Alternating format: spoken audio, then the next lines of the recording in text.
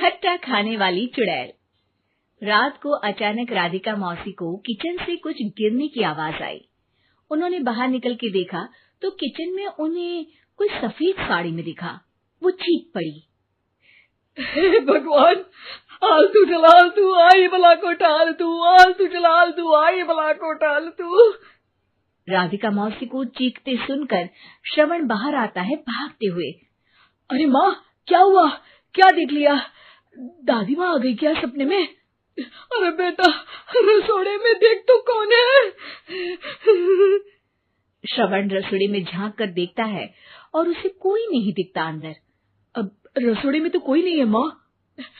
कोई सफेद साड़ी में नहीं है क्या? नहीं माँ, कोई भी नहीं है। चिल्लम चिल्ली की आवाज सुनकर काजल भी वहां आ जाती है। अब क्या हो गया माँ जी? अरे बेटा, रसोड़े में एक चुड़ैल थी सफेद साड़ी में। अरे क्या कर रही थी वो अंदर? अरे बताया नहीं, कल आएगी ना तो पूछ लूंगी। चुड़ैल जी, आपका क्या प्लान है? माँ जी, रात बहुत हो गई है, आपने कोई बुरा सपना देखा होगा, चलिए सो जाइए। राधिका मौसी सोने तो चली जाती है, पर उनको रात भर नींद ही नहीं आती। वो कुछ भी उलझुल बातें सोचने लगती है। कहीं चुड़ैल की वजह से तो घर में टेंशन नहीं हो रहा, कहीं उसी की वजह से तो वो दादी नहीं बन पा रही।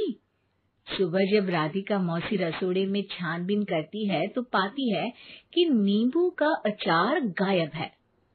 चुड़ैल नींबू का अचार ले गई, मुझे तो ठीक नहीं लग रहा कुछ।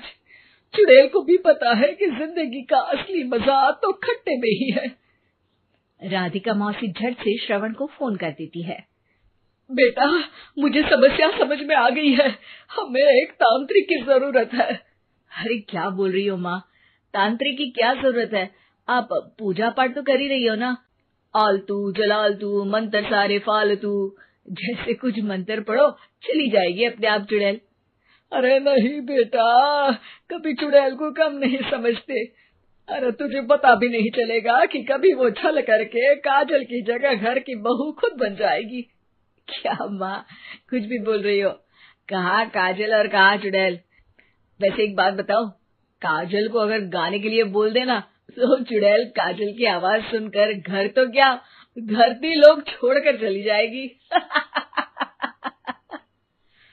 तुम ना पढ़े लिखे बच्चे हर चीज को मजाक समझते हो। तुम रहने दो, मैं खुद ही तांत्रिक को बुला लेती हूँ। अच्छा सुन, शाम को इमली लेके आना। क्या है कि चटनी खाए बहुत दिन हो गए है ना। नहीं माँ, इमली तांत्रिक से ही मंगवा लो ना, आटा वगैरह भी उसी से पिसवा लेना। देखो मुझे काम करना है। श्रवण रात को कई तरह की सब्जियों के साथ माँ के कहने पे चटनी के लिए इमली भी ले आया था, लेकिन राधिका मौसी के दिमाग में अलग ही फिल्म चल रही थी। उन्हें अब सिर्फ शक ही नहीं यकीन होने लगा था कि शायद चुड़ैल ने श्रवण पर अपना जाल बिछा दिया था, जिस वजह से श्रवण उनकी बात ही नहीं मान रहा था। पर कोई नहीं, आने वाली रात में राधिका मौसी खुद तैयार हो गई चुड़ैल को पकड़ने के लिए। रुद्राक्ष की माला, तुलसी का पत्ता, हनुमान चालीसा सब हाथ के पास ही था, बस चुड़ैल का इंतजार था। और जैसा राधिका मौसी ने सोचा था वैसा ही हुआ।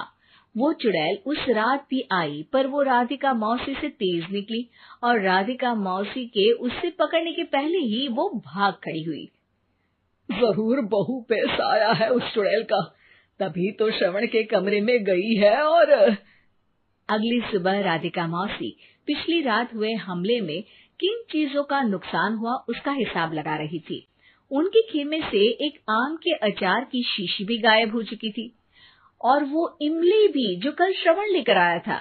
राधिका मौसी इस बारे में सोच ही रही थी कि श्रवण जल्दी से रसोड़े में आकर दवाइयों की पोटली ढूंढने लगता है। अरे बेटा, क्या हो गया? अब माँ, वो काजल की तबीयत खराब है, बहुत घबराहट हो रही है उसे। हे भगवान, मैंने पहले ही कहा था कि तांत्रिक को बुला लेते हैं, पर नहीं, अब देखो उस चुड़ैल ने काजल को अपने वश में करना शुरू भी कर दिया है। हालांकि श्रवण भूतों में विश्वास नहीं करता था, पर अब वो भी डर जाता है और राजी हो जाता है एक तांत्रिक को बुलाने के लिए। कुछ ही घंटों में तांत्रिक आ जाते हैं और राधिका मौसी तांत्रिक जी को सब बता देती है। घोर संकट, घनघोर संकट, चुड़ैल को मारू जोर चाकट, ओम भट स्वाहा खटखा के आहा। अरे ये क्या मंत्र है? मेरे खुद के ओरिजिनल मंत्र है, कल रात को ही लिखे हैं, अच्छे लगे तो दाद चाहूंगा। एक और मंत्र सुनो। अर्ज किया है आब्राकडाब्रा, दिल्ली बम्बई आगरा, चंदा मामा सोरले सुरन मामू जारा। ये मंत्र है? अरे कोई 40 वालीसा पढ़ो ना। वक्त कम है, 40 नहीं पड़ेंगे, 20-25 में काम चलाना पड़ेगा। अलग निरंजन जाके लंदन, मुफ्त का मंजान घिस मेरे नंदन।